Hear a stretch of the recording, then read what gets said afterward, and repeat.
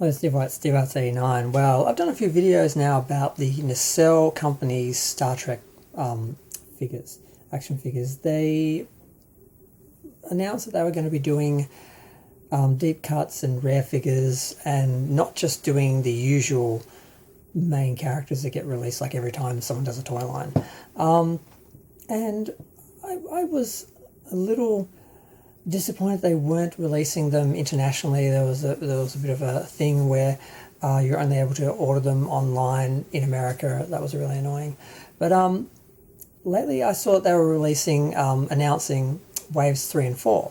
And I had a look at them, and I noticed, well, number one, the third wave is basically just all the original cast, and 2 members of these casts aren't available in 7-inch figures, so that's okay. But the other ones, we've already got them. They're not variants, they're just the exact same ones, so they're really not fulfilling their promise there.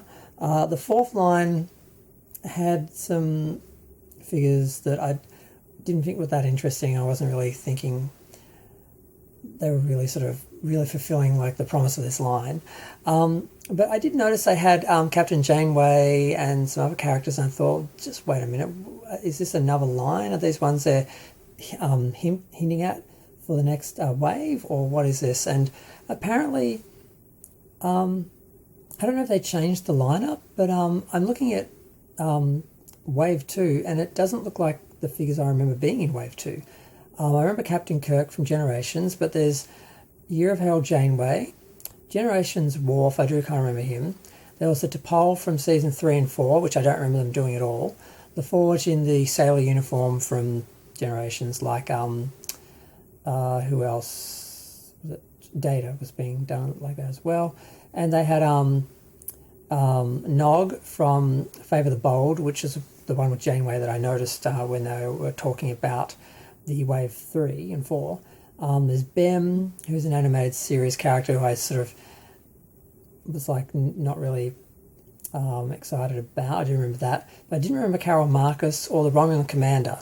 I vaguely remember Valaris, but in my head I was thinking, wasn't Echo 16 or whatever that company is, that why weren't they doing that? So I look at this lineup and I'm like, did they change the lineup, or am I just not remembering the second wave?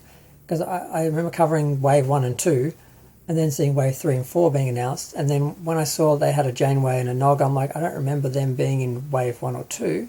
Are they hinting they're going to be in Wave 5, or what is this? And now I'm looking at it, I'm like, have they changed the wave, or am I just not remembering things? But I'm glad they're doing Valaris and the Romulan Commander, because they're Romulan Commanders from the original series, so of course I love that. And Valaris is from the movies. And in Wave 2, they're also doing Savick from Star Trek 2 and 3, sorry, 3 and 4, because the Star Trek 2 Savick, I think, was done by Art Asylum. They're also getting Harriman, so from the movie we're getting Harriman and Pavel Chekhov. I didn't remember Pavel Chekhov in his outfit when they first were talking about that, but it was in the 4th wave.